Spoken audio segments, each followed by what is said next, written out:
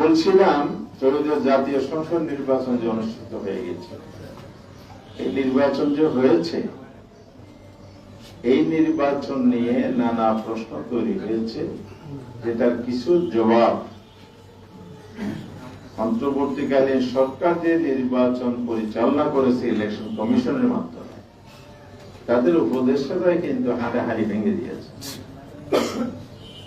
একজনকে তো মন্ত্রী পরিষদ অন্তর্ভুক্ত করে পরিষ্কার করা হয়েছে যে তারা ইলেকশন ইঞ্জিনের সাথে মূল কারাগারে জড়িত।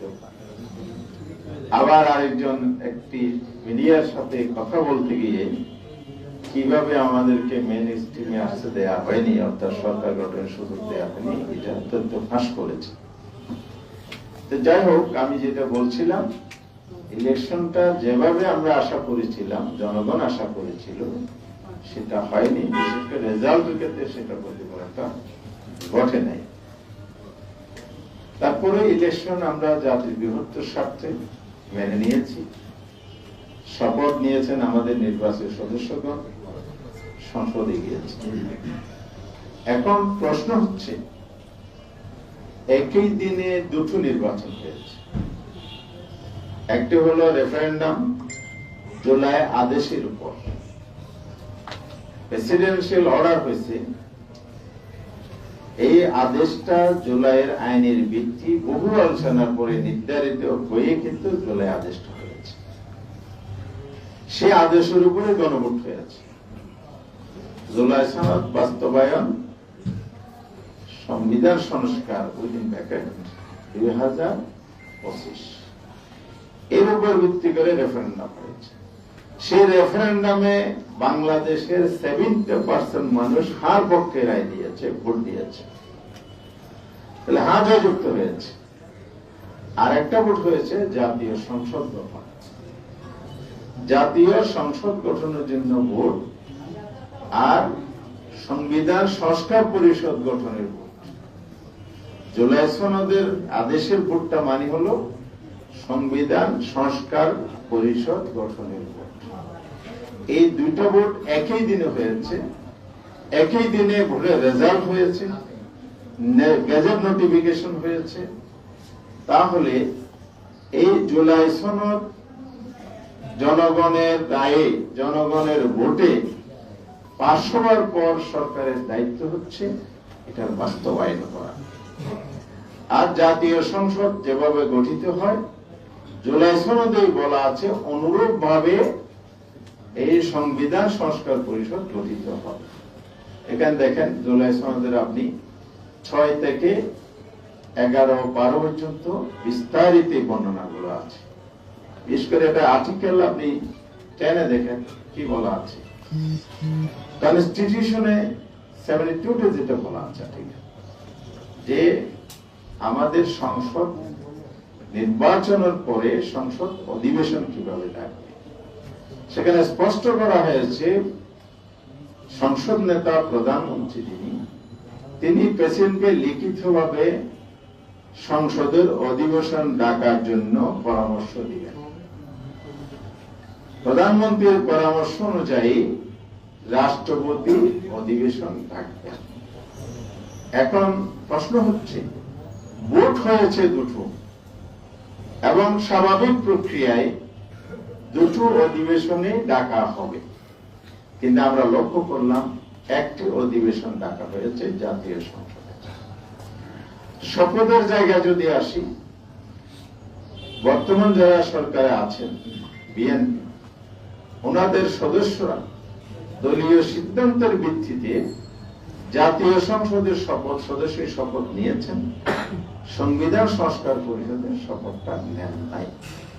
তাহলে বোঝা গেল আপনারা যে সংস্কারের জন্য ঐক্যমত্য কমিশন অংশগ্রহণ করলেন, জুলাই সনদ তৈরি হলো, সেটা স্বাক্ষর করলেন, আপনারা একই দিনে রেফারেন্ডাম এই যে হা না ভোটের জন্য দাবি করলেন, আবার জনগণকে হা ভোটের জন্য বিভিন্ন জায়গায় জনসভায় বলেছেন। সরকার গঠনের পর আপনারা সেই জায়গায় থেকে ইউ টার্ন নিয়েছেন, সম্পূর্ণ বিপরীত অবস্থানে চলে গেছেন। যেটা জাতির সাথে এক ধরনের প্রতারণা বা বিশ্বাসঘাতকতা, এবং জাতিকে দেশের 70% মানুষ যারা হার পক্ষে ভোট দিয়েছে, রেফারেন্ডামে যুক্ত করেছে, তাদেরকে তারা অপমান করলেন। আর প্রধানমন্ত্রী যিনি হয়েছেন তিনি লিখিত পরামর্শ কি দিয়েছেন এটা আমাদের কাছে স্পষ্ট নাই। সংসদ অধিবেশন ডাকার ব্যাপার, ওনার তো দুটি অধিবেশন ডাকার জন্য আবেদন করা উচিত ছিল, কারণ শপথ যেহেতু নেন নাই, তাহলে স্বাভাবিকভাবে একটা আবেদনই করেছেন। তাহলে জুলাই সনদ বাস্তবায়নে সরকারের যে অনীহা, অসৎ ইচ্ছা প্রতীয়মান হয়েছে, শুধু তা নয়, আগামীকাল 15 তারিখ সংসদের অধিবেশন হবে, 12 তারিখ শুরু হয়ে দ্বিতীয় দিবস, কিন্তু আজ পর্যন্ত সংবিধান সংস্কার পরিষদের কোনো অধিবেশন ডাকা হয় নাই। এ নিয়ে আমরা উদ্বিগ্ন, আমরা উদ্বেগ প্রকাশ করেছি আমাদের মিটিং থেকে, পুরো দেশবাসীর উদ্বিগ্ন।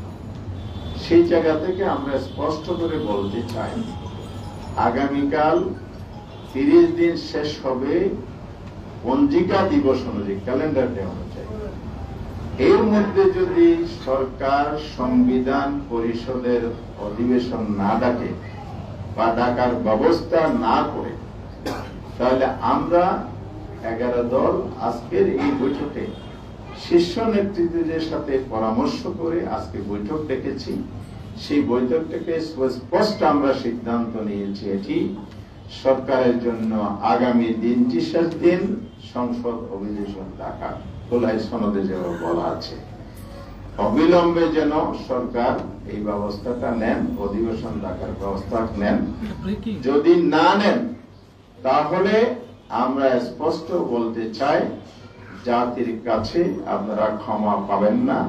বিশেষ করে সংসদ নেতাকে এটা প্রধানত দায়িত্ব নিতে হবে, যেহেতু এই প্রক্রিয়ায় তিনি সূচনা করবেন, আর সরকারকেও সে দায়িত্ব নিতে হবে।